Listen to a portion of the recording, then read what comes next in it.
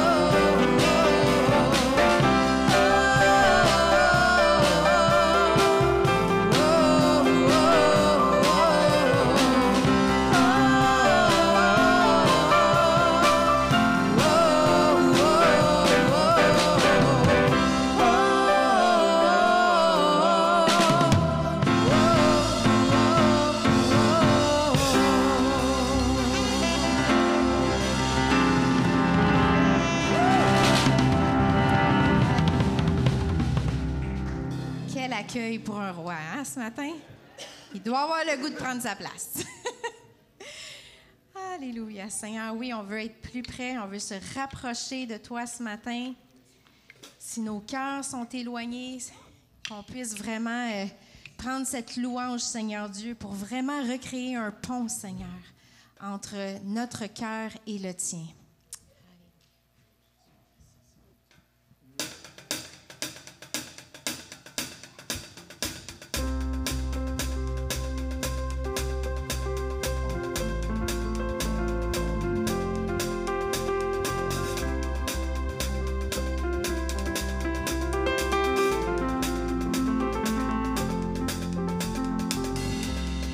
Nul ne peut vivre sans toi.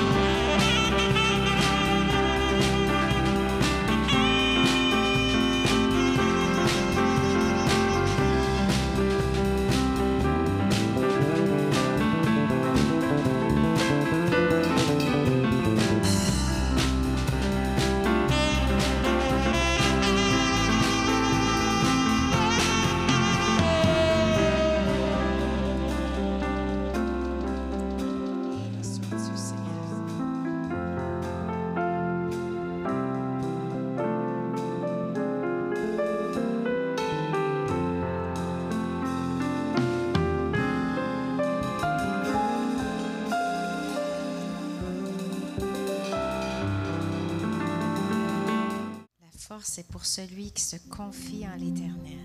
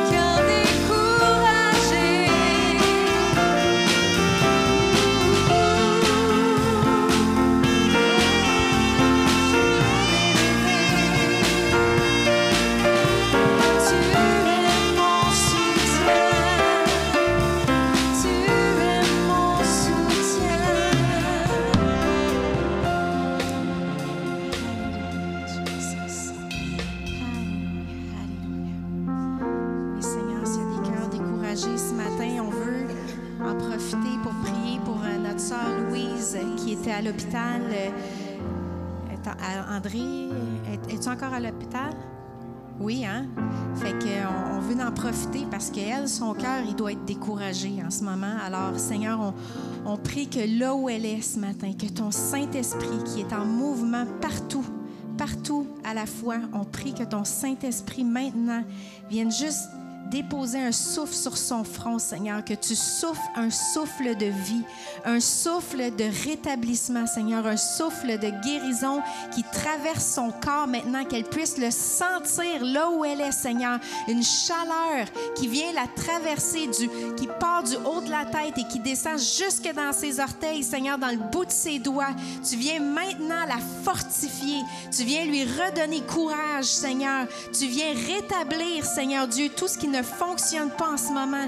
Tu viens restaurer tout ce qui, dans son corps en ce moment, ne fonctionne pas tel qu'il devrait fonctionner. Dans le nom puissant de Jésus, nous réclamons une guérison maintenant. Nous déclarons, Seigneur Dieu, que notre sœur Louise va quitter l'hôpital dans le nom puissant de Jésus. Parce que tu es le Dieu d'éternité. Tu es celui qui ne faillit jamais, Seigneur Dieu. C'est toi qui relèves le cœur affligé, le cœur découragé. C'est toi qui redonnes la santé au corps malade, Seigneur Dieu, parce que tu es vie, tu es guérison, tu es liberté. Dans le nom de Jésus, on te remercie, Seigneur. Et viens relever notre frère André aussi, là, qui est tout seul et qui doit gérer tout ce stress-là. Seigneur, on brise ça dans le nom puissant de Jésus, qu'il sorte d'ici un homme nouveau, un esprit renouvelé. On quitte l'esprit abattu, Seigneur, et tu donnes un nouveau vêtement, Seigneur, un vêtement de foi, un vêtement de joie, Seigneur,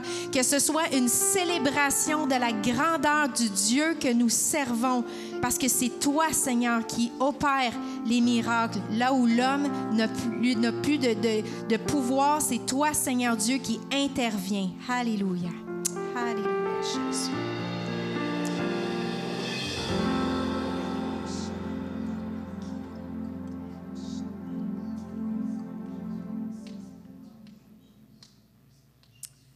Oui, Jésus, que notre coupe déborde, Seigneur.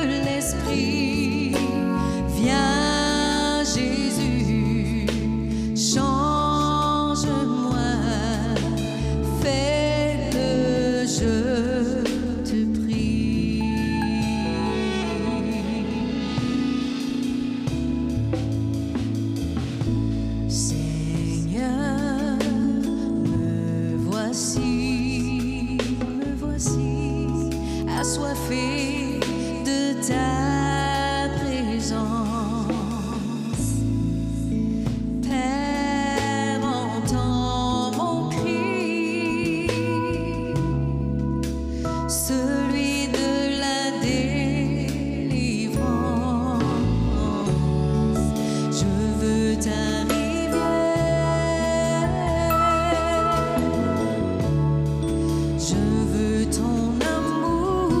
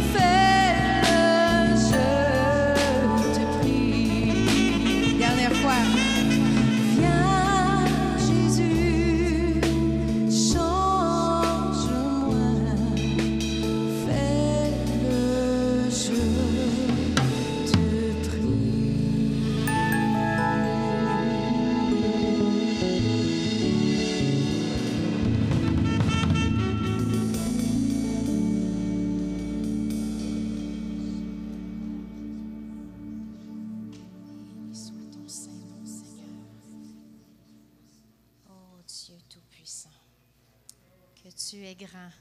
Je pense qu'on ne peut pas rester assis pour le dernier. Vous pouvez, mais moi, j'ai l'impression qu'il y a des springs qui vont vous sortir des souliers. Alors qu'on célèbre la puissance de notre Dieu.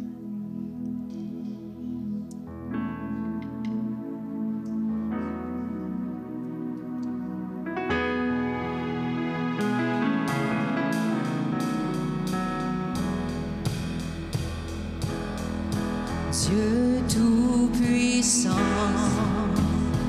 quand mon cœur considère tout l'univers créé par son pouvoir,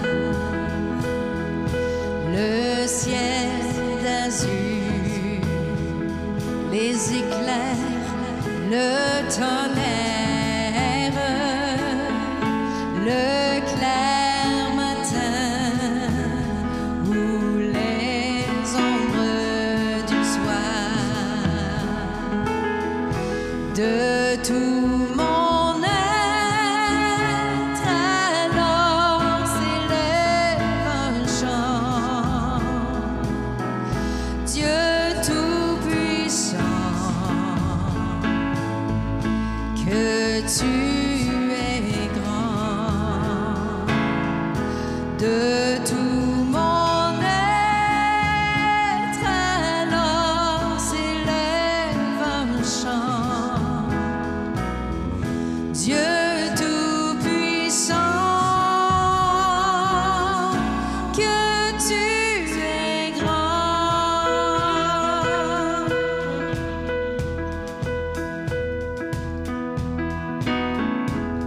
Mais quand je songe au sublime mystère qu'un Dieu si grand ait pu penser à moi, que son cher Fils est devenu mon frère et que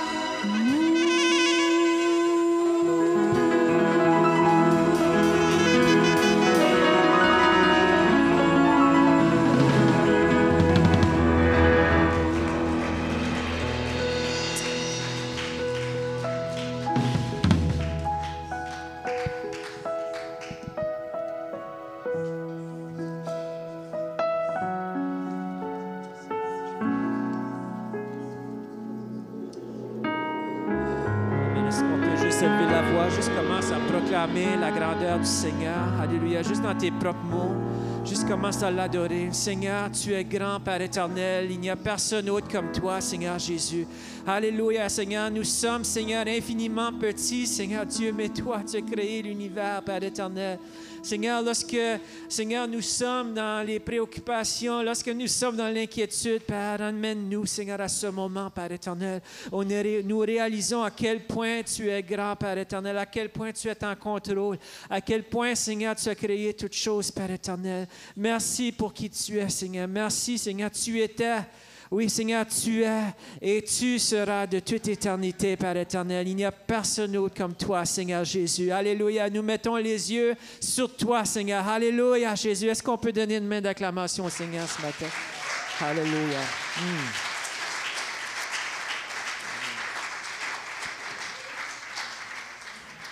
Amen. Amen. Amen. Dieu est grand. Dieu est grand. Alléluia. Alléluia. Amen. Donc, avant qu'on aille plus loin ce matin, juste quelques petites annonces. J'ai déjà mentionné très rapidement tantôt, mais je vous invite tous, après la réunion, de rester parce qu'on a un repas de préparer pour vous dans le sous-sol et tout le monde est invité. Donc, ne manquez pas ça. Ça va être vraiment un moment de fraternité vraiment très fort. Donc, ne manquez pas ça. Aussi, comme je l'ai dit la semaine passée, on a consacré deux enfants aujourd'hui, mais il y a un bébé qui est né dans les dernières semaines, le bébé Andy. Donc, on est vraiment reconnaissant pour ça aussi. Maman va bien aussi, donc on est vraiment très content de ça. Aussi, on a un baptême d'eau qui s'en vient, et puis donc ça va être le 2 juillet. Donc, ça, c'est toujours des grands moments. Ça, fait partie de mes moments favoris quand on baptise des gens qui osent proclamer publiquement qu'ils ont décidé de suivre Jésus. Amen. Et puis, donc, on va voir ça le 2 juillet. J'ai entendu parler que notre baptistère est brisé, donc je ne sais pas exactement comment on va faire. Je cherche pour des solutions. Donc, s'il y a des gens, vous avez une piscine à la maison, ou si vous avez une idée. Moi, quand j'étais à Moncton, j'étais pasteur à Moncton, c'était pas compliqué. On avait l'océan juste à côté. Fait que on se donnait rendez-vous à l'océan, mais on va trouver une solution. Mais si vous avez des suggestions à me faire, juste laissez-moi savoir. Mais c'est sûr qu'on va avoir un baptême le 2 juillet. Là. Amen. Donc, ce qu'il faudra, en tout cas, on va trouver une solution. Amen. Donc, c'est pas mal ça pour les annonces aujourd'hui. Et puis, ce matin, on a... dans quelques moments, ceux qui suivent le cours des fondements chrétiens, vous pourrez vous déplacer avec moi dans la salle à côté. Mais sinon, je voulais avant présenter notre prédicatrice pour aujourd'hui. Et puis, la prédicatrice aujourd'hui, c'est Carole Amico. Et puis, est-ce qu'il y en a ici qui la connaissent déjà? Hein? Oui, bon, voilà. Statut de célébrité déjà, super. Et puis, elle et son mari, Antoine, sont pasteurs depuis plusieurs années. Ils sont dans un projet d'implantation d'église sur la rive sud ici. Ils sont des pasteurs avec les Assemblées de Pentecôte du Canada. Et puis, c'est des gens qu'on apprécie vraiment très, très fort. Et puis, aussi, Carole, elle est aussi missionnaire avec Mission Canada, qui est l'organe des Assemblées de Pentecôte du Canada, qui s'occupe de faire des missions intérieures, c'est-à-dire des missions à l'intérieur du Canada. Et puis, Carole, elle travaille sur un projet d'évangélisation, mais en ligne. C'est avec Pouvoir de changer. Hein? Ouais, c'est en collaboration aussi avec Pouvoir de changer. Je me suis déjà assis avec Carole pour qu'elle m'explique tout ça, et j'étais vraiment épaté. J'étais vraiment épaté par ce qu'elle fait, là, son projet d'évangélisation en ligne. Je trouve que c'est très, comment je peux dire, très à point pour la société. C'est très courant, c'est très bien réfléchi. On n'a pas l'impression d'être 20-30 ans passés. Des fois, il y a beaucoup de méthodes d'évangélisation aujourd'hui que je trouve qui sont un peu dépassées. Mais je trouve que qu'est-ce qu'elle a fait, c'est très, très bien. Et si jamais vous avez à cœur de vous impliquer dans ce ministère-là ce matin, vous pouvez lui parler après l'Assemblée. Elle pourra vous expliquer exactement en quoi ça consiste, son projet. Que vous pouvez être impliqué dans votre salon chez vous. Et puis, voilà. Donc, Carole, elle a apporté ses 2 filles aussi. Est-ce que tu peux me rappeler les 2 noms de tes 2 grandes filles, parce que ce n'est plus des enfants? Alors, Yoja. Oui. Super, super. Merci beaucoup d'être là aussi ce matin. Amen. Je profite aussi de l'occasion pour saluer Pascal et Véronique qui sont ici aussi, qui sont des étudiants à l'EBQ. Et puis, ils ont juste décidé de venir nous visiter comme ça ce matin. C'est vraiment une très belle surprise. Ils se sont mariés l'année passée, donc encore des nouveaux mariés. Voilà. Et Pascal et Véronique qui ont été co-directeurs aussi d'un programme qui existait à l'IBQ qui s'appelait Le Réseau aussi. Donc, c'est des gens qui ont beaucoup travaillé pour l'œuvre du Seigneur. Et puis, on est vraiment bénis de les voir ce matin. Alors, voilà. Carole, est-ce que tu peux t'avancer ce matin, nous partager ce que Dieu a déposé sur ton cœur? Amen. Merci. Ah non, je crois que j'en ai pas besoin.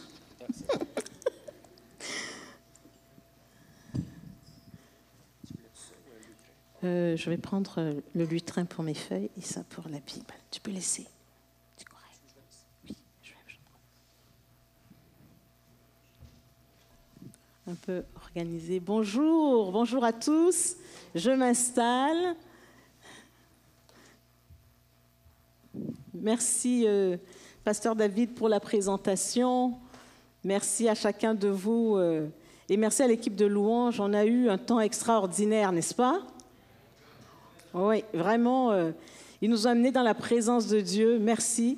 Merci Marie-France. Et puis, je reconnais les visages, mais je n'ai pas tous les noms. Mais en tout cas, merci pour ce que vous nous avez apporté. Vous avez permis qu'on connecte vraiment avec le Seigneur. C'est un honneur pour moi aujourd'hui de pouvoir être avec vous, de pouvoir venir déposer dans vos cœurs, en fait partager ce que le Seigneur a déposé dans mon cœur pour vous. Et j'espère que, comme on l'a déjà chanté, que vous allez expérimenter la grandeur de Dieu. Parce que c'est une chose de parler, c'est une autre chose de vivre. Et puis comme chrétiens et comme personnes qui venons à l'Église, on ne veut pas simplement que ce soit quelque chose de théorique, on veut que ce soit quelque chose de pratico-pratique qui va venir nous toucher profondément. Et je pourrais vous dire, aujourd'hui, je peux vous encourager, dis à ton voisin de droite, aujourd'hui, c'est un jour pour un changement positif. Ceux qui ne l'ont pas, dites-le vous à vous-même, sinon redites-le, OK? Et aux voisins de droite, de gauche, de droite maintenant, de gauche, vous dites, voilà, il y en a qui n'en ont pas, mais sinon vous le dites à vous-même, la main de l'Éternel est sur toi.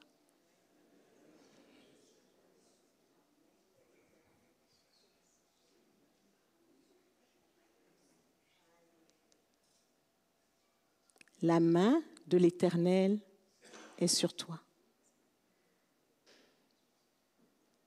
Quelquefois, on va le dire, mais est-ce qu'on le croit? Peut-être qu'aujourd'hui, quand même je le dis, vous avez la misère à le croire à cause d'une situation particulière de votre cœur ou dans vos circonstances. Mais ça ne change rien à ce que Dieu est capable de faire. Sa main est sur toi. Et aujourd'hui, en fait, ça va être le titre de mon partage, de mon message pour vous, la main de l'Éternel. Ah. Alors, chacun de nous avons deux mains. Notre main est capable de prendre des affaires. Ma main est capable de porter, mais je ne peux même pas couvrir toute la Bible. Mais Dieu, lui, sa main est capable de prendre l'univers au complet, la mer au complet. Et on l'apprend même d'ailleurs à l'école du dimanche, il tient le monde entier dans ses mains. Mais ce grand Dieu tout-puissant vous tient et a sa main sur vous. Waouh! Alors, je vais prendre juste un temps de prière et puis on va rentrer dans la parole. Seigneur notre Dieu, nous te célébrons et nous te disons encore merci pour un temps comme celui-ci que tu nous proposes et que tu nous donnes de rentrer. Merci pour cette Église qui m'accueille. Merci parce que nous ne sommes pas ici par hasard et nous croyons que tu as quelque chose de particulier pour chacun de nous. Seigneur, je viens comme humble serviteur, entre tes mains, instrument, utilise comme bon te semble, que je diminue et que toi tu croisses.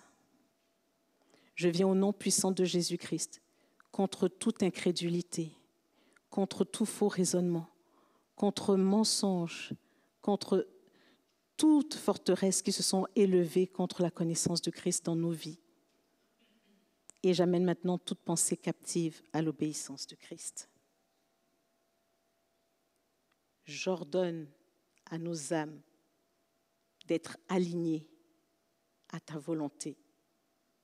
Je viens au nom de Jésus neutraliser tout ce qui peut nous empêcher, les distractions, les intimidations et même des peurs puissent quitter ce lieu dans le nom de Jésus et que seul Jésus et ton Esprit Saint puissent agir puissamment. Pour la gloire de Jésus, je vais te prier. Amen. Alors, il était une fois, il y avait un jeune couple qui avait la main de Dieu sur lui. Ils étaient en Europe, et puis parce que la main de Dieu était sur eux, ils ont pris une décision de quitter l'Europe et de venir au Québec, d'immigrer au Québec.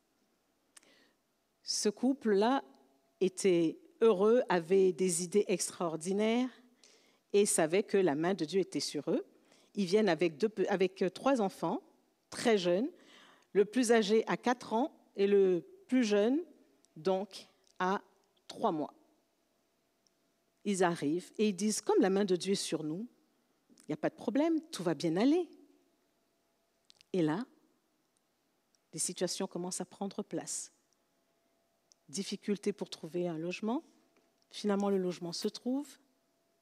Et d'un coup, la maman avec le bébé, la maman commence à souffrir, mais souffrir, que personne ne comprend rien.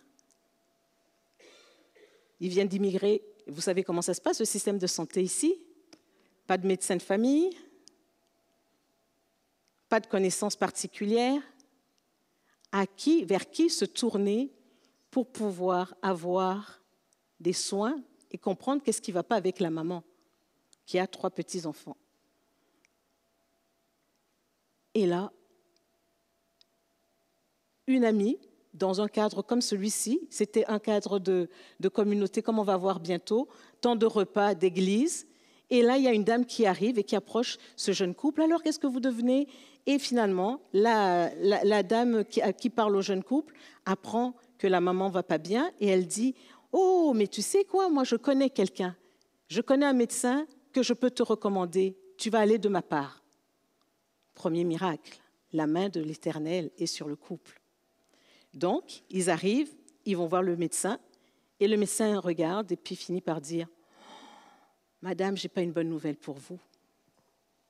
Vous dites que vous avez 3 petits-enfants. Vous avez un bébé. Mais comment vous allez vous en sortir? Ça ne va pas bien? Je vois que vous avez 2 gros fibromes, 2 énormes fibromes qui vous font, c'est pour ça que vous saignez tout le temps. Mais ces énormes fibromes, mais attendez, je regarde un peu plus, Oh!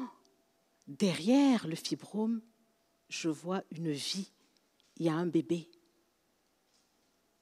Désolée, madame, mais il faut que vous fassiez avorter. Me faire avorter?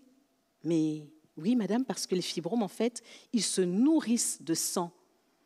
Et le fibrome, l'embryon, le fœtus ne peut pas grandir parce qu'il n'aura pas de sang pour pouvoir grandir. Mais moi, dans ma tête, parce qu'il s'agit donc effectivement de moi, je me dis, ça ne va pas. La main de l'Éternel est pourtant sur moi. Et qu'est-ce qui se passe? Mon ciel devient gris.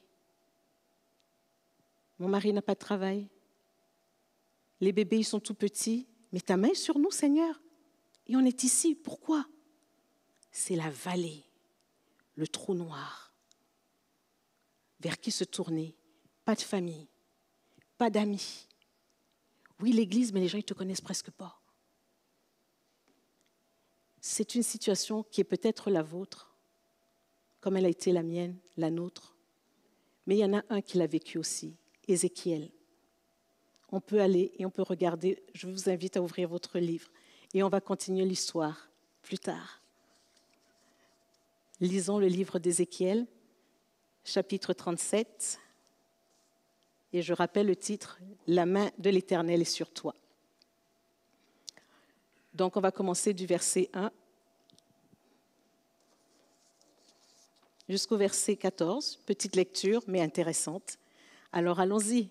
« La main de l'Éternel fut sur moi, et l'Éternel me transporta en esprit et me déposa dans le milieu d'une vallée remplie d'ossements. » Verset 2. « Il me fit passer auprès d'eux tout autour. Et voici, ils étaient fort nombreux à la surface de la vallée. Ils étaient complètement secs. Il me dit, « Fils de l'homme, ces eaux pourront-ils revivre ?» Je répondis, « Seigneur éternel, tu le sais. » Verset 4, il me dit, « Fils de l'homme, il me dit, prophétise sur ces eaux et dis-leur, ossements desséchés, écoutez la parole de l'Éternel. Ainsi parle l'Éternel, le Seigneur l'Éternel à ces eaux. Voici, je fais entrer en vous un esprit et vous vivrez. Je vous donnerai des nerfs, je ferai croître sur vous de la chair, je vous couvrirai de peau, je mettrai en vous un esprit et vous vivrez, et vous saurez que je suis l'Éternel. » Je prophétisais selon l'ordre que j'avais reçu. Et comme je prophétisais, il y eut un bruit, et voici, il se fit un mouvement. Et les os s'approchèrent les uns des autres. Je regardai, et voici, il leur vint des nerfs. La chair crue et la peau les couvrit par-dessus, mais il n'y avait point en eux d'esprit. Il me dit, prophétise et parle à l'esprit. Prophétise, fils de l'homme, et dis à l'esprit, ainsi parle le Seigneur, l'Éternel, esprit des quatre vents, souffle sur ces morts et qu'ils revivent. Je prophétisai selon l'ordre qu'il m'avait donné, et l'esprit entra en eux, et ils reprirent vie, et ils se tinrent sur leurs pieds. C'était une armée nombreuse, très nombreuse. Il me dit, fils de l'homme, ces eaux, c'est toute la maison d'Israël. Voici, ils disent, nos eaux sont desséchées, notre espérance est détruite, nous sommes perdus. Comme mon couple, comme mon mari et moi, avec nos enfants, on disait, nous sommes ici, nous sommes perdus, c'est terminé pour nous. Et peut-être toi, dans ta situation, c'est la même chose. Il y a des choses que tu vois, il semble que c'est juste un trou noir, impossible d'avancer. Mais ici encore, on entend, comme Ézéchiel a reçu. Donc, verset 12, il dit, « Prophétise donc et dis-leur, ainsi parle le Seigneur l'Éternel. Voici, j'ouvrirai vos sépulcres. Je vous ferai sortir de vos sépulcres, ô mon peuple. Je vous ramènerai dans le pays d'Israël et vous saurez que je suis l'Éternel lorsque j'ouvrirai vos sépulcres et que je vous ferai sortir de vos sépulcres, ô mon peuple. Je mettrai, verset 14, je mettrai mon esprit en vous et vous vivrez. Je vous rétablirai dans votre pays et vous saurez que moi, l'Éternel, j'ai parlé et agi, dit l'Éternel. » Alors quand on voit en fait ce passage, c'est une situation désespérée. Et dans cette situation désespérée, il y a des leçons qu'on peut tirer. Et c'est ça que je veux partager. La première leçon, c'est que ce qui te touche, toi, ce qui touche Ézéchiel, ça touche Dieu. Pourquoi ? Parce que tu es dans la main de l'Éternel. La main de l'Éternel est sur toi. Ce qui te touche alors que tu es dans sa main, touche d'abord Dieu. Amen. Donc, tu n'es pas seul. Deuxième leçon dans laquelle je voudrais vous amener, c'est que la main de l'Éternel est sur Ézéchiel, mais les épreuves sont là et elles ont un sens. Tu peux te l'appliquer. Ce n'est pas parce que la main de l'Éternel est sur toi que tu n'auras pas de difficultés, comme le jeune couple. mais les épreuves ont un sens. Sois réconforté. Et pour finir, la troisième leçon, c'est que quand la main de Dieu est sur toi, comme sur Ézéchiel, le surnaturel prend place. Vous n'avez pas l'air convaincu. Quand la main de Dieu est sur quelqu'un, le surnaturel prend place. Amen. Bon, voilà. Alors, juste pour donner et continuer, on va donc regarder c'est quoi le contexte historique d'Ézéchiel. Donc, dans cette vision date de l'exil quand ils étaient à Babylonie. Donc, c'est ça, ils sont allés à Babylonie. C'est à peu près, on ne va pas commencer, en 597 avant notre ère. Et puis, les armées de Babylone ont forcé la ville. Elles sont venues, c'était une ville rebelle, donc la ville rebelle de Jérusalem. Ils ont capitulé, ils ont déporté les rois, ils ont déporté les rois de Judée, ils ont déporté les nombreux dirigeants de Judée jusqu'à Babylonie, ils les ont entraînés. 10 ans plus tard, qu'est-ce qu'ils font? Ils repartent encore à Jérusalem, ils rasent la ville au complet, il ne reste plus rien de Judée. Et là, qu'est-ce qui se plus fort que ça, il y a Ézéchiel qui est dans cette déportation, exilé, immigré de force. Il est jeune, il est prêtre. Mais là où il est exilé, il n'y a plus de temple. Ouf! C'est comme si on vous offrait un emploi et on vous dit, ben voilà, vous êtes aujourd'hui secrétaire, venez, vous entrez dans l'emploi et puis il n'y a pas d'ordinateur, il n'y a rien. Un trou noir, qu'est-ce que ça veut dire?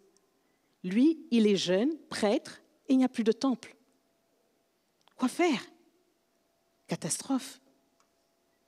L'avenir semble donc un trou noir. Pour le peuple, pour lui, l'exil devient une crise, une souffrance, même une crise de foi, parce que n'ayant plus d'endroit pour se rassembler, mais les gens pensent que la divinité de Babylonie est plus forte que Dieu. Dans ta vie à toi, est-ce qu'il n'y a pas des moments où tu crois que ce que tu vis, Dieu ne le voit pas et n'a même plus suffisamment de puissance pour la changer? Ézéchiel était dans cette situation et tout le peuple d'Israël. Il n'y a plus rien. Alors les symboles clés de la foi de Judée, Jérusalem, son temple, son peuple, la monarchie du roi David, plus rien. Trou noir, vallée, souffrance, ciel fermé. Et puis là, Dieu dit, verset 1, « La main de l'Éternel fut sur moi. » Ça fait bizarre, non? Et là, plus que ça, il le prend et parce que sa main, la main de l'Éternel est sur Ézéchiel, il l'emmène à un endroit pour juste savoir, montrer à Ézéchiel, ce qui te touche, me touche. Dieu te dit, dans ta situation où tu ne vois pas le bout, ce qui te touche, me touche.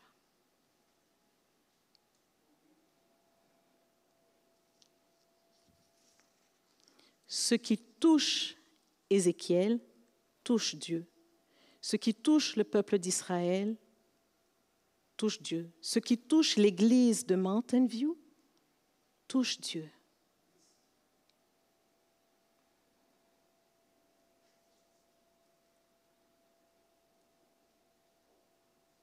Parce que la main de l'Éternel est si grande qu'il y a des choses qui vont prendre place. Le psaume 95 nous dit au verset 4, « C'est lui qui tient dans la main les profondeurs de la terre, et les cimes, et les montagnes sont à lui.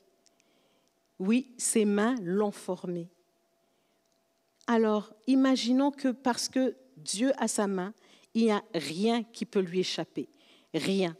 Et même dans Jérémie, Dieu te le dit, et il le répète, et il le répète, et il le disait au prophète Jérémie, il disait, « Je te connaissais avant de t'avoir formé dans le sein de ta mère. Je t'avais mis à part pour me servir avant même que tu sois né. » Ça, c'est pour quelqu'un aujourd'hui, parce que cette parole, pendant que j'étais en train de préparer, c'était très fort pour quelqu'un aujourd'hui qui est peut-être encore en train de douter de la place et de la position où elle est actuellement. Je t'avais destiné à être mon porte-parole auprès des nations. Alors que la main de Dieu est sur toi, depuis le sein de ta mère, depuis que tu as été, avant même que tu sois formé, Dieu te connaissait, il te voulait. Peut-être que dans ton enfance et dans des circonstances et des situations, tu t'es dit, peut-être que pour certains, ça peut être, oui, qui sont le fruit du hasard. Non, tu n'es pas le fruit du hasard. Tu as peut-être entendu que tu n'étais pas un enfant voulu. Oui, tu es un enfant voulu, voulu de Dieu, parce qu'il te connaissait depuis le sein de ta mère.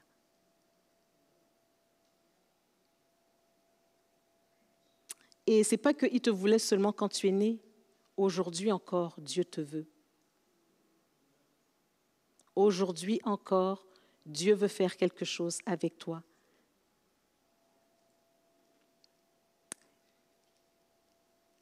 Parce qu'il veut faire quelque chose avec chacun, avec Ézéchiel, avec tout ce peuple d'Israël, il a provoqué et il a mis en place des circonstances. Ça, c'est la deuxième leçon.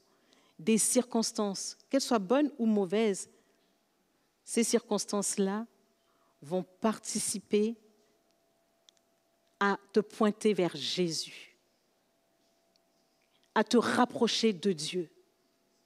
C'est ça le but des circonstances. Les épreuves ont un sens. Le sens, ce n'est pas de dire « Oh, j'y comprends rien ». Tu n'as pas forcément besoin de comprendre tout de suite, mais ce que tu veux savoir, c'est que alors que tu es actuellement dans une position d'épreuve, arrête-toi et cherche où se trouve Jésus dans cette situation. Il est à côté de toi parce que la main de Dieu est sur toi. Et Jésus, parce que ça a été écrit, et c'est clairement dit, dans Hébreux 5, il est capable de te comprendre et il n'est pas perdu. Dans Hébreux 5, versets 7 à 9, il est écrit « Ainsi, au cours de sa vie sur terre, Jésus, avec de grands cris et des larmes, a présenté des prières et des supplications à celui qui pouvait le sauver de la mort. » Jésus a eu aussi des circonstances difficiles et la main de Dieu était sur lui. Mais qu'est-ce qu'il fait? Comme Ézéchiel, qui nous le montre. Donc, il pouvait le sauver. Jésus a été exaucé, je continue, à cause de sa soumission à Dieu. Bien qu'étant fils de Dieu, il a appris l'obéissance par tout ce qu'il a souffert. Verset 9, « Et c'est parce qu'il a été ainsi amené à la perfection qu'il est devenu, pour tous ceux qui lui obéissent, l'auteur d'un salut éternel. » Et verset 10, « Dieu, en effet, l'a déclaré grand prêtre dans la ligne de Melchisédek. » Les circonstances, les épreuves, bonnes ou mauvaises, ont un sens. Pourquoi? Parce que Dieu ne va pas nous envoyer des choses, des épreuves qui sont au-delà de nos forces. Il ne va pas nous donner des choses qui sont, des situations qui sont inhumaines. Souvent, on va regarder la situation de quelqu'un et on va dire « Oh, c'est pas possible. Comment c'est inhumain ce qu'il vit. » Mais est-ce que vous savez que comme c'est la créature de Dieu, Dieu sait ce que la personne est capable de passer, Même nous-mêmes, quelquefois, on va dire « Mais non, je ne m'en sortirai pas, c'est fini là. » Mais Dieu, sa main est sur toi et il te donne toujours la possibilité et une voie pour t'en sortir de l'épreuve. Est-ce que vous êtes encouragés ce matin? Dis à ton voisin, les circonstances ne sont peut-être pas belles, mais Dieu me donne le moyen de m'en sortir.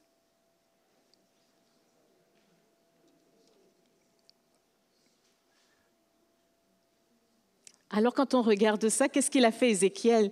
Très simple. Comment s'en sortir?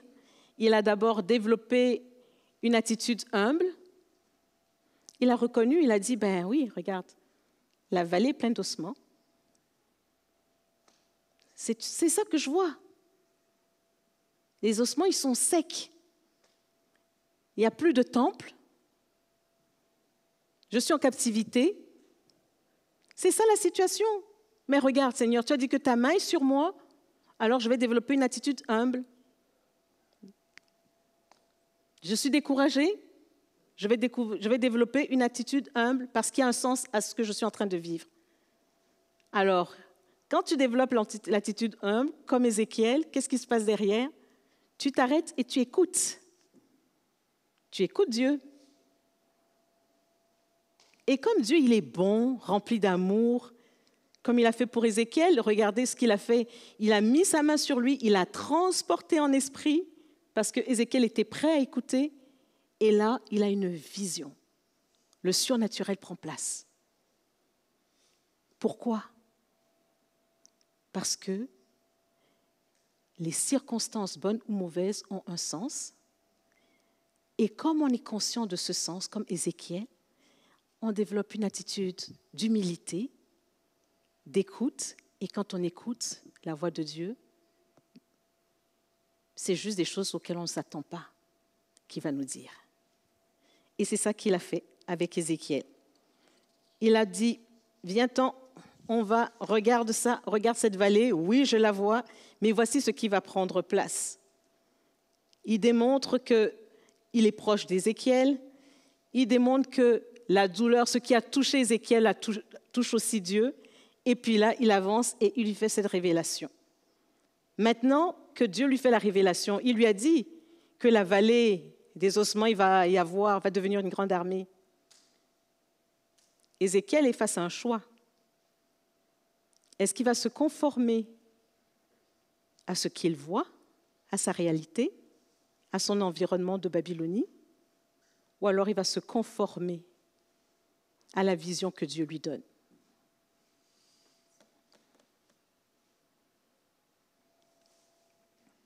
Je laisse le silence pour qu'on puisse venir nous-mêmes. Je ne sais pas quelles sont les choses que Dieu t'a dit dans le lieu secret, que jusqu'à date tu ne vois pas parce que tu es encore dans la vallée, dans le trou noir. Mais Dieu, comme pour Ézéchiel, te dit aujourd'hui, vas-tu te conformer à ce que tu vois, ou bien tu vas te conformer à ce que tu as entendu de moi? Et ce que tu as entendu de moi, c'est le surnaturel qui va prendre place si tu t'alignes et obéis. C'est quoi se conformer? Se conformer, en fait, ça veut dire se mettre en accord avec quelque chose. Je donne un exemple. On se retrouve, tu es dans un café avec tes collègues, la salle de café, et puis tout le monde blasphème. Mais qu'est-ce que tu fais si tu te conformes? Tu vas blasphémer avec tes collègues. Les gens vont regarder, tu vas aller sur des sites particuliers parce que c'est il n'y a rien de grave là. Se conformer. On s'habille d'une certaine façon, dans un certain milieu. Tu y vas et tu t'habilles comme les gens. Se conformer à ce que la culture, l'environnement veut. C'est ça, se conformer, s'adapter. Alors Ézéchiel a le choix. Il a le choix d'être un thermomètre. Qui a un thermomètre chez lui aujourd'hui, ici? Ah oui, quand même. Il y en a qui sont réveillés, qui me suivent, je ne vous endors pas là. Je pense qu'on a tous des thermomètres. Alors Ézéchiel a le choix entre être un thermomètre, un chrétien thermomètre, un leader thermomètre, ou alors d'être un thermostat.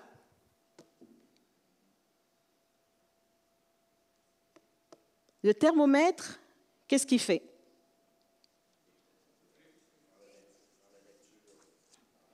Il prend la lecture de l'environnement et il reste dans la température de l'environnement. Comme nos collègues dans le café. Ézéchiel, il peut le dire, je suis en Babylonie, on va suivre les divinités de Babylonie. Même si quelque part il a entendu Dieu, il dit c'est plus confortable parce que c'est un peu dérangeant d'être non conforme à l'environnement. Mais qu'est-ce qu'il fait notre frère Ézéchiel? il décide de devenir un chrétien et un homme thermostat. Le thermostat, lui, qu'est-ce qu'il fait? Il va agir sur l'environnement. Il capte la température environnante. Si la température est trop basse, il va s'ajuster et faire monter la chaleur. Si c'est trop chaud, il va s'ajuster et faire baisser la température.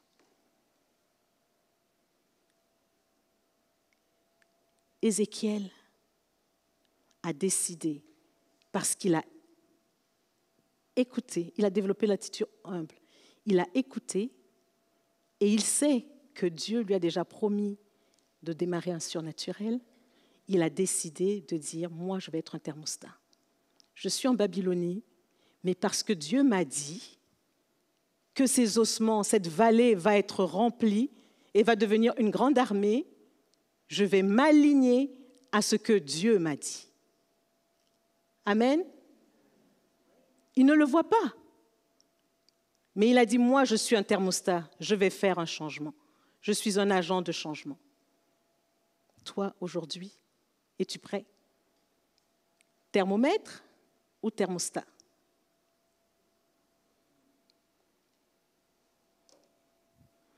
Église de Mountain View, thermomètre ou thermostat?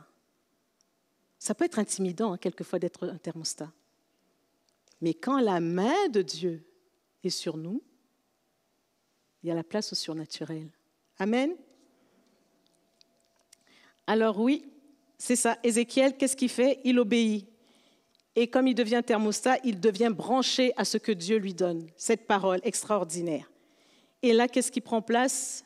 Parce que c'est ce que Dieu lui a demandé. Versets 7 à 9 à 10, il dit, « Je prophétisais selon l'ordre que j'avais reçu. Et comme je prophétisais, il y eut un bruit.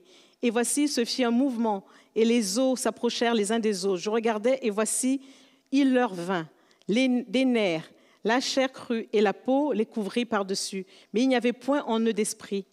Il me dit, prophétise et parle. Parle à l'esprit. Prophétise, fils de l'homme, et dis à l'esprit, ainsi parle le Seigneur, l'Éternel, l'esprit vient des quatre vents. Souffle sur ces morts, et qu'ils revivent. Il commande à l'esprit des quatre vents de souffler. Es-tu prêt ce matin? Parce que c'est ce qu'on va faire à la fin. Je ne veux pas qu'on lise ça juste pour lire. Peut-être que c'est même le temps pour toi d'écrire, de commencer même à écrire ou sur ton téléphone ou sur un papier, toutes les zones où tu vois des ossements desséchés et que tu dis, le Seigneur m'a dit que cette partie va prendre place, alors c'est le temps. On ne partira pas d'ici sans avoir vu que Dieu a fait quelque chose. En nous d'abord, provoquer ce désir de commencer à prophétiser et appeler l'esprit des quatre vents, ce n'est pas nous qui allons le faire. C'est le Dieu grand et puissant qu'on a lu, qu'on a chanté, qu'on lit à chaque jour. Le Dieu qui est avec Ézéchiel, c'est ce même Dieu qui est ici avec nous ce matin. C'est ce Dieu-là. Et vous savez quoi? Parce que si on est ici, c'est parce qu'il veut qu'on fasse un changement positif. Donc aujourd'hui, dis à ton voisin, aujourd'hui est un jour de changement positif. Et à l'autre, tu dis, la main de l'Éternel est sur moi. Mais dis-le avec conviction, là, c'est pas... Hein? On sait que quand il y a des femmes, moi je connais, quand tu es une femme là et que tu dis à ton mari, aujourd'hui là, ça ne va pas se passer comme ça. On sait que les choses vont changer. Alors moi je veux que vous ayez le même esprit. Aujourd'hui, ça ne va pas se passer comme ça. Les choses vont changer positivement. Amen. Alors oui, comme on dit, les leçons qu'on a vues tout à l'heure, comme je le présentais, comme la main de Dieu est sur toi, quand quelque chose te touche, ça touche Dieu. Oui, ça touche Dieu, mais ce n'est pas parce que ça touche Dieu que tu n'auras pas des circonstances bonnes ou mauvaises. Elles vont être là, mais chacune d'elles a un sens. Le sens te pointe vers Jésus. Et quand ça te pointe vers Jésus, mieux que ça, le surnaturel prend place. Parce que tu es capable de développer une attitude humble, mais aussi que tu reçois et tu écoutes de Dieu et tu reçois. Et là, le surnaturel prend place. Et je reviens à cette histoire de ce couple immigrant que nous étions, sans famille, sans médecin, et que finalement le diagnostic du médecin tombe. Et là, on se retrouve. On développe l'humilité. Seigneur, oui, ta main est sur nous, on ne comprend pas pourquoi. On trouve que c'est injuste. On aurait bien aimé avoir de la famille. On aurait bien aimé avoir des amis proches qui pourront nous aider dans ces situations, qui pourront prendre le bébé, qui pourront prendre le plus jeune. Et puis, on va vivre dans cette tourmente comment? Et le fœtus, qu'est-ce qu'on en fait? Est-ce que finalement, comme tous les spécialistes, parce que je veux vous rappeler une chose que je n'ai pas dite au début, c'est qu'il y avait déjà eu 3 césariennes. 4e césarienne, danger pour la maman, danger pour le bébé. Est-ce que le jeune mari va être veuf, arrivé à peine au Québec? Qu'est-ce qu'on fait? Attitude d'humilité. On va écouter Dieu. Et Dieu dit, je vous ai appelé à marcher par la foi et non par la vue. Ah, donc on va garder le bébé. Bon, on ne fait pas l'avortement, même si les risques sont à 90% et plus, on fait confiance. Mais ça ne veut pas dire que c'était facile. À chaque jour, on ne sait pas. Est-ce que c'est mon dernier jour que je vais regarder mes enfants dans les yeux? Est-ce que c'est le dernier jour que je vois mon mari? Et que quand le moment va arriver, le bébé meurt et peut-être moi avec. Finalement, histoire courte, le bébé pousse, les fibromes aussi poussent, tout pousse, et les douleurs incessantes du matin jusqu'au soir. À un moment donné, je dis à mon mari, écoute, on va prier. Maintenant que Dieu a dit qu'on garde, mais il faut maintenant qu'il se passe de quoi? Parce que là, je ne pourrais pas tenir. Et là, qu'est-ce qui se passe? Je tombe sur la lecture, dans ma dévotion, je tombe sur la lecture de Matthieu 9, 20, de la femme à la perte de sang. Parce que c'était moi. Et là, je coince. Je dis, waouh, comme je suis en train de vous le faire maintenant. Donc, elle a été guérie. Je la connaissais, cette histoire. Mais là, elle portait un autre sens à ma vie. Seigneur, si tu l'as fait pour cette dame, tu peux le faire pour moi. Moi, je veux le prendre. Je dis à mon mari, on y va. On n'a plus rien à perdre, rendu là. Imposition des mains. Je m'impose moi-même les mains parce qu'on ne connaissait pas les gens de l'église, donc on était tout seuls. Donc, je m'impose les mains, avec mon mari, on se tombe en accord et on prie. Dans la nuit, la main de l'Éternel est sur moi. Je vous le dis, je l'ai senti la main dans mon ventre. Un mouvement incroyable qui prend place, douloureux comme je ne l'avais pas eu aussi fort, mais là, comme Ézéchiel, 2 choix. Est-ce que je vais me conformer à ce que les médecins m'ont dit, me conformer à ce que je ressens dans mon corps, que je dis là, c'est fini, le bébé est en train de mourir, et moi peut-être je vais mourir avec ce soir, que demain matin je ne vais pas me lever, ou alors m'accrocher à dire, Dieu m'a donné Matthieu 9, 20, et je m'accroche à ce que Dieu est capable de faire des miracles. J'ai choisi de conformer à ce que Dieu allait faire. Je dis, Seigneur, merci. J'ai mal, Seigneur, mais merci parce que tu es en train de me guérir. Merci parce que ta main est à l'œuvre en moi. Oui, mais personne ne le voit. Je vais voir mon médecin qui m'a dit, ça ne va pas bien, madame, vous savez, vrai médecin, super ponte, parce qu'elle, vu que j'étais une grossesse à gros risque, c'était la seule spécialiste, il fallait que je la voie. Je lui dis, vous savez, cette nuit, il y a quelques semaines de cela, je pense que mon Dieu m'a guéri. Madame, les miracles, vous savez, c'était autrefois, ça n'existe pas. Moi, je suis la spécialiste, votre situation est dangereuse, On verra à la fin. Ça passe. On fait la grosse échographie 2 mois plus tard, parce que la spécialiste, la ponte de la gynécologie montréalaise et américaine, avait dit « je vois des fibromes ». Et donc, elle avait tout expliqué dans son rapport. Arrivé à l'échographie, le technologue regarde, il ne voit rien. Il appelle un collègue, il ne voit rien. Deuxième collègue, ils sont rendus 3. Qu'est-ce qui se passe? Moi, je dis, ça y est, il y a quelque chose.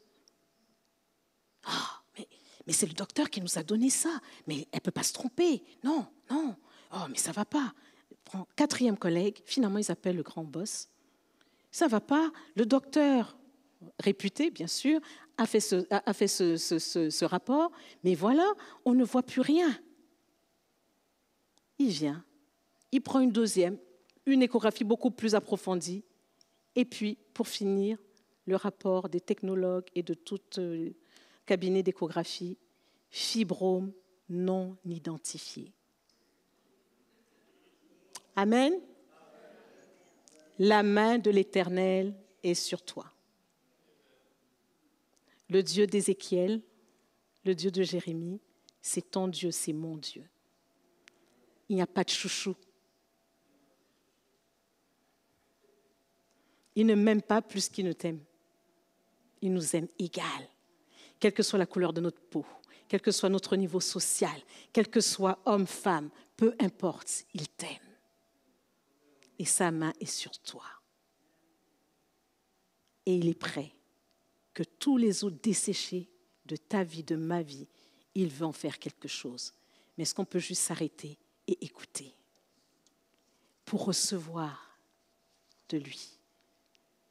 Oui, on a fibrome non identifié, le jour de la grossesse, de l'accouchement arrive, grande perte de sang, je tombe, transfusée 3 fois, à l'article de la mort, je sors sur un fauteuil roulant de l'hôpital, mais il y a mon bébé qui est là. Et ce bébé s'appelle Evan, présente ici.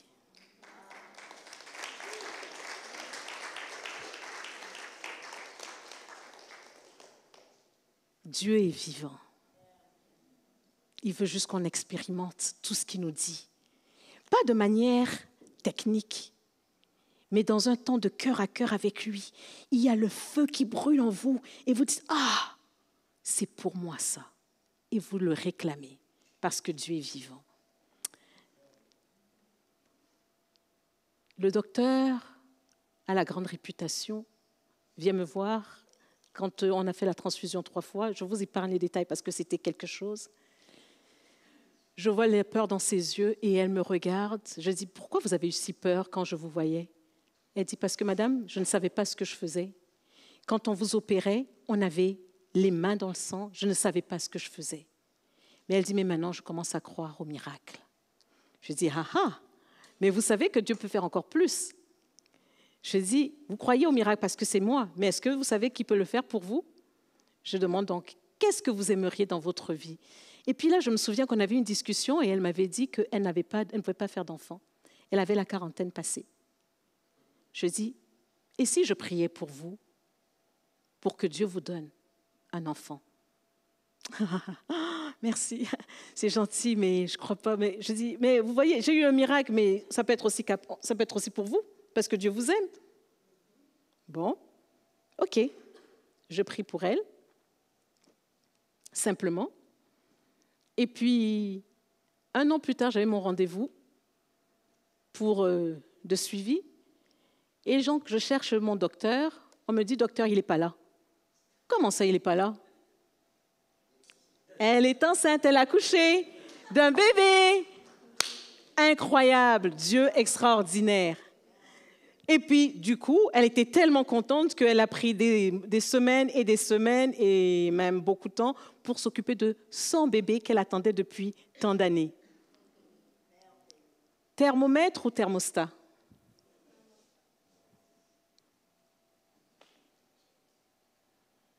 À nous de choisir ce matin, à nous de choisir. On va changer l'atmosphère. Imaginez que chacun de vous, et je connais les histoires, Marie-France a fait des choses aussi, je me souviens, dans les années, mais on s'est perdu de vue, mais dans son milieu de travail, elle est un thermostat. C'est pas chacun de nous, on peut décider encore plus. Ne nous accrochons pas à ce qui était dans le passé, mais présent.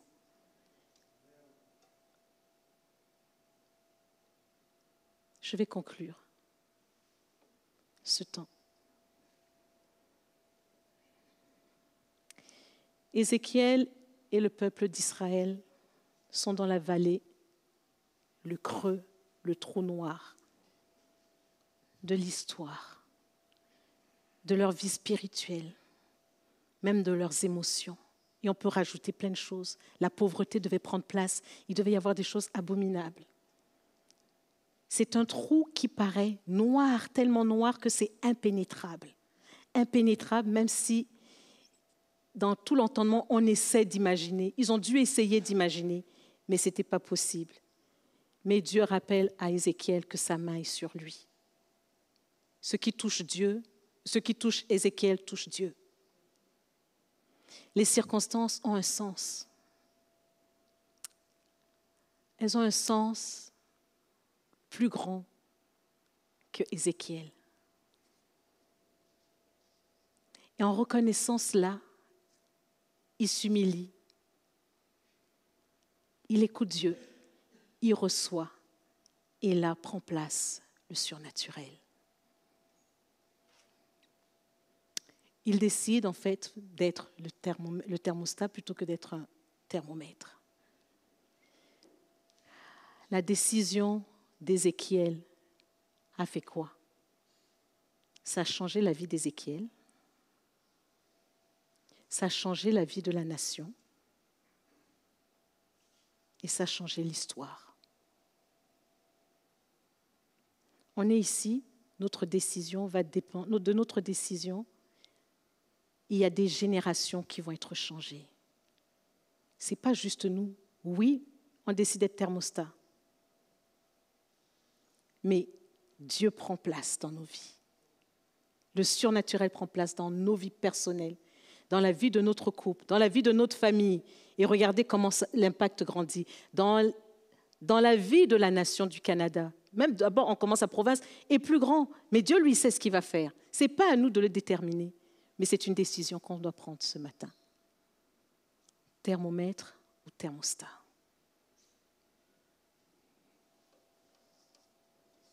Ézéchiel signifie la force de Dieu. La force de Dieu est ici aussi, comme elle était en Babylonie. Elle est ici, dans notre vallée.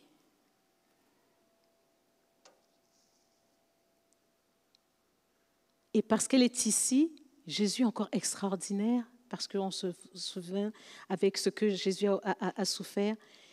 Dieu est venu, il a envoyé Jésus, qui est devenu le thermostat pour l'humanité, pour nous faire remonter et vivre les choses du ciel sur la terre. Jésus, par son esprit, encore aujourd'hui, est capable de nous donner tranquillement l'espace et l'endroit où on doit aller pour devenir des thermostats avec lui.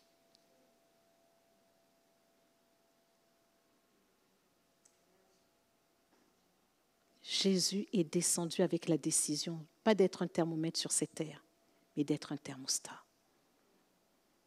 Est-ce qu'on peut donc ce matin-là baisser la tête? Et je veux juste faire un appel pour une décision. Sentez-vous libre, ou vous levez la main, ou vous vous avancez, juste en signe de dire au Seigneur, aujourd'hui ça part.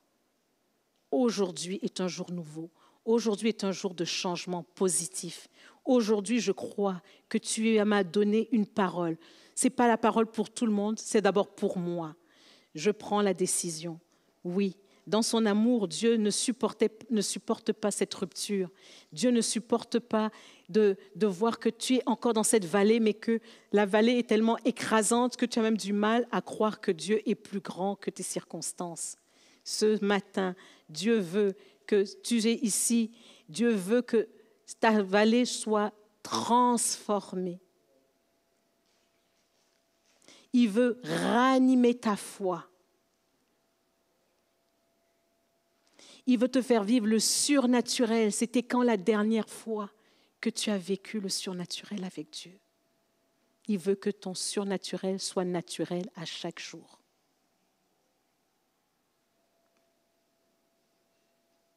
Alors ce matin, décide de changer l'air et l'atmosphère de l'endroit où tu te trouves.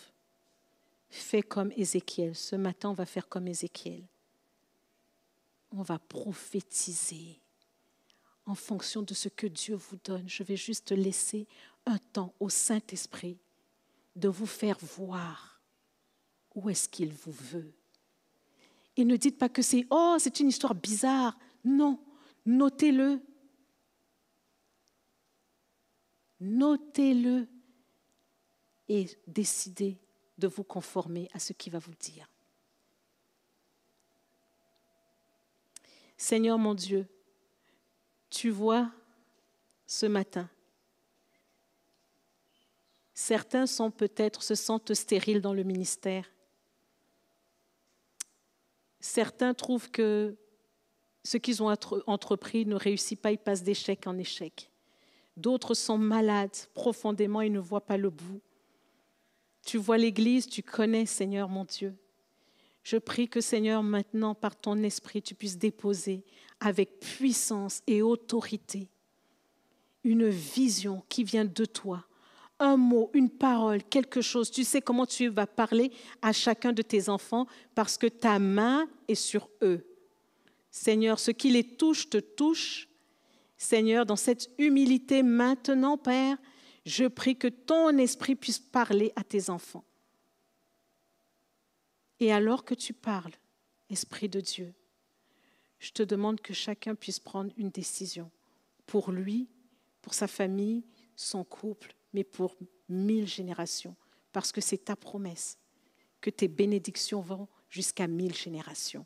Alors Seigneur, nous voulons être des changeurs de générations, ce qui amène un changement positif sur 1000 générations après nous. Seigneur, reçois la gloire et dirige ce temps au nom de Jésus. Je vais juste laisser maintenant que l'Esprit dépose dans vos cœurs une pensée. Et après, je vais juste demander qu'on fasse un pas de foi pour dire, Seigneur, oui, je décide d'être thermostat. Et on se lève.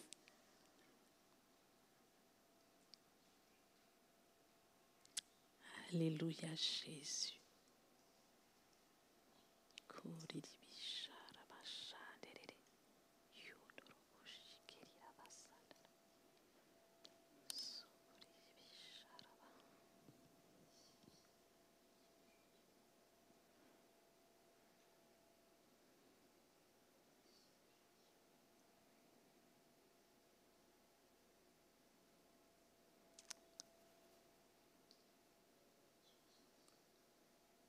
Prophétise donc et dis-leur, ainsi parle le Seigneur, l'Éternel.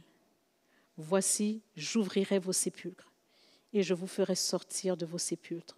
Ô mon peuple, je vous ramènerai dans le pays d'Israël.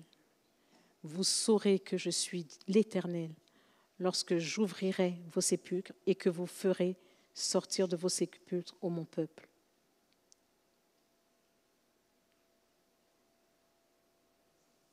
Au nom de Jésus. Seigneur, maintenant, je vous demande simplement de faire entre vous et Dieu un geste. Seigneur, ce matin, je décide d'être un thermostat. Ce matin, je crois, Seigneur, que tu me touches parce que ce qui m'a touché te touche. Si c'est toi, tu peux te lever à ta place, tu peux lever la main, tu peux t'avancer, mais que ce soit un temps entre Dieu et toi.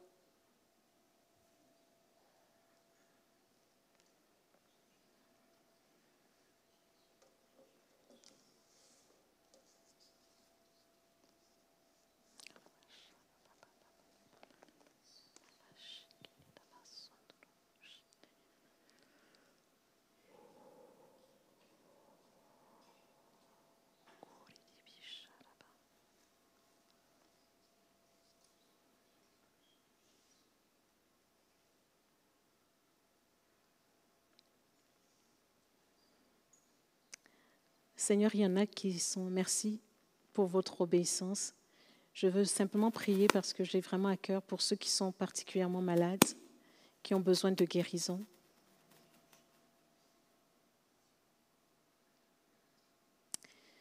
Si c'est vous, je vais juste vous demander d'avancer. J'obéis à ce que le Seigneur me demande de faire. Je vous demande d'avancer si vous avez besoin et je vais prier pour vous, pour la guérison.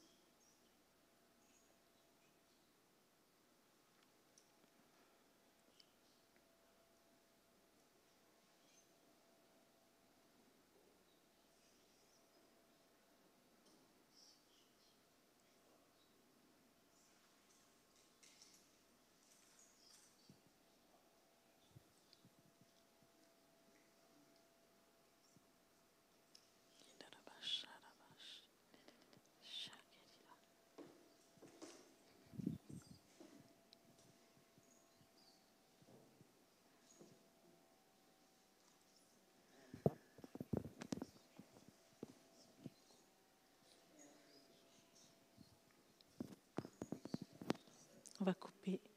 Je vais couper pour pouvoir prier avec eux. Merci.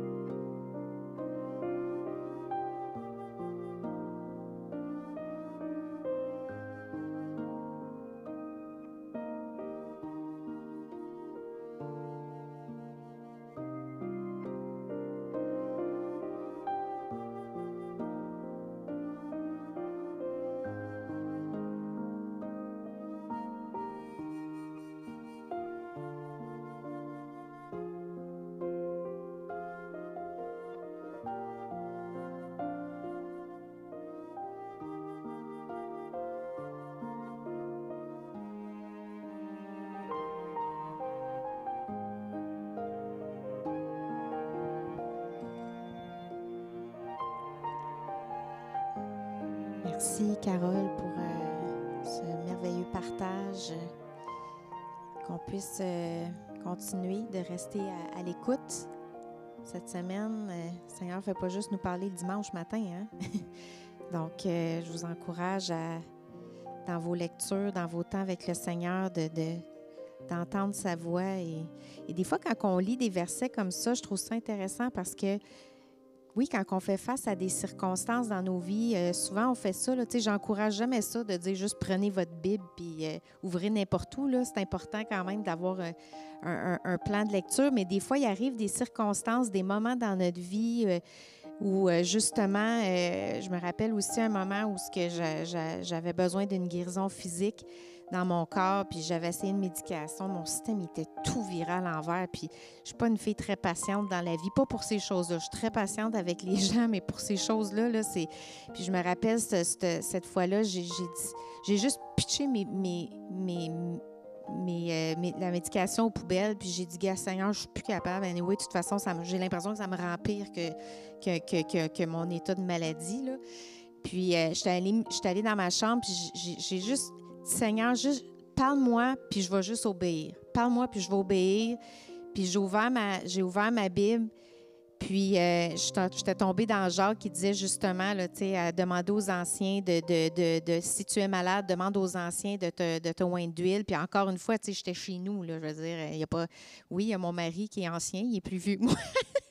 Mais il était couché, lui.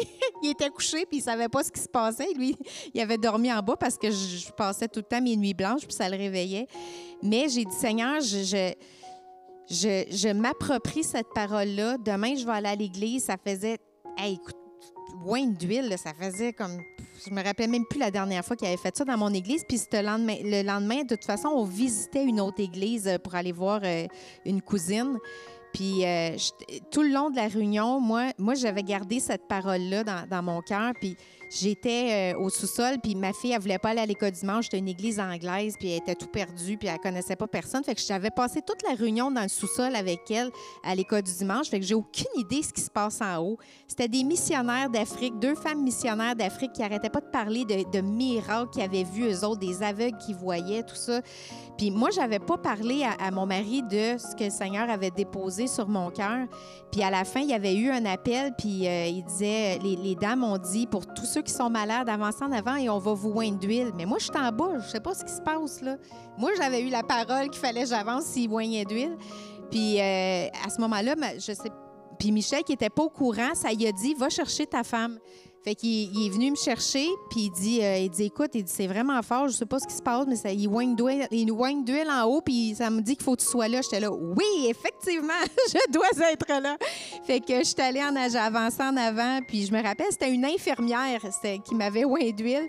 Puis là, elle me demande qu'est-ce qui se passe, ça. Fait que là, j'explique que j'avais un problème de glande thyroïde, que là, j'avais jeté ma médication aux poubelles parce que j'étais plus capable. Elle était là, mais il faut jamais que tu fasses ça. Là, j'étais comme, hey, on n'est pas ici pour oindre d'huile puis être guéri. J'ai dit, toi, tu n'as peut-être pas la conviction, mais moi, je sais ce qui se passe en ce moment, puis je sais que c'est pas un hasard. Fait que je te demande juste de prier. Puis elle a prié pour moi. Écoutez, j'ai senti une chaleur qui a parcouru mon corps, puis j'ai eu une guérison physique ce matin-là, puis confirmée, là, on passe toujours des prises de sang là, quand on a des problèmes de thyroïde. J'ai plus jamais eu de problème de glande thyroïde après ça. Alors, je vous encourage, si vous vivez quelque chose, justement, tu sais, des fois, il faut mettre le Seigneur à l'épreuve. Puis si vous avez une parole, bien, il faut se l'approprier par la foi, mais obéir dessus aussi. Puis on a notre sœur ici qui a jeûné à tous les samedis pendant 1 an pour avoir un enfant. Et puis après plusieurs années d'infertilité, on se retrouve avec 2 bébés. 2 bébés pleinement en santé et vigoureux. Alors, les miracles existent. Alors, je vous encourage à partir avec une foi renouvelée ce matin. Merci, Carole, d'avoir renouvelé notre foi et qu'on puisse vraiment être justement là, des thermostats où ce qu'on est, qu'on fasse monter la chaleur cette semaine.